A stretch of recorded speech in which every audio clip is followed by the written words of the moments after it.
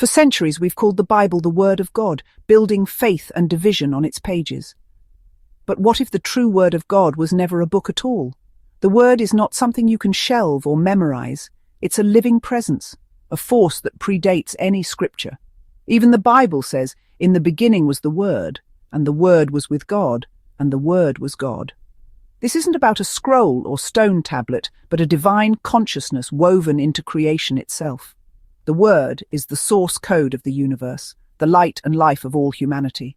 Reducing this living reality to mere text is like mistaking a photo of the sun for the sun itself. The Word is not a set of doctrines or a historical document. It's a being, a living, breathing reality that stepped into time. The Word became flesh and lived among us. This is the mystery, the divine meeting the human. Not in chapters and verses, but in a life, a presence, a spirit that still speaks.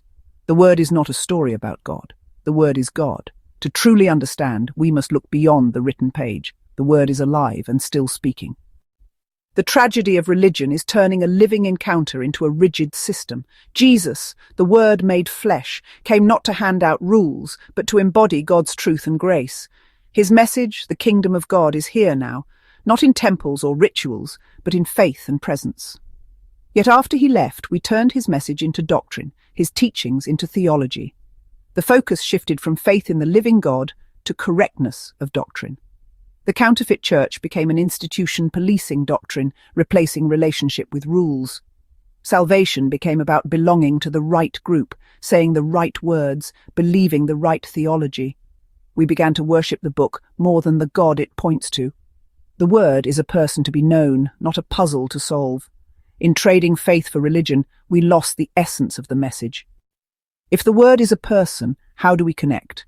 Not through study or debate, but by hearing. Even Scripture says, faith comes by hearing, not by reading or agreeing with a creed. This is about tuning your spirit to the living voice of God, present now.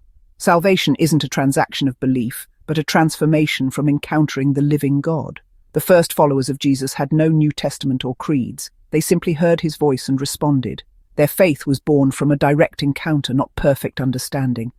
This path remains open, quiet the noise, and know your Creator who is written on your heart. God is not silent. The living Word still speaks. Salvation is not a reward for correct theology, but the outcome of hearing and trusting the Shepherd. It's about relationship, not agreement. The heart's trust, not the mind's correctness. The Word calls us to listen, to follow, to know him. That is true salvation. The Word became flesh for a purpose not to found a religion, but to fulfill a mission. He came to cleanse a people, the bride, and gather them together. Jesus warned of a coming judgment on that generation, the end of the Old Covenant. In 70 AD, Jerusalem and its temple were destroyed, fulfilling his prophecy. This marked the end of the old age and the full establishment of his kingdom. The mission was accomplished. The faithful were gathered. The old world of law and temple was finished. The work Christ came to do was completed. It is finished. We are not waiting for a future fulfillment. The kingdom is here. The new has come. So where does that leave us? The answer is liberating. Stop striving. Stop chasing doctrines or systems to earn God's favor. The kingdom is already here, within you. God is not distant or hidden behind theology. He is present, an indwelling spirit. The search is over. The journey leads to awakening to the divine life within. You are the temple now. Rest in the finished work of the Word. Embrace the simple, life-changing faith in the God who is with you and within you, always. It is done.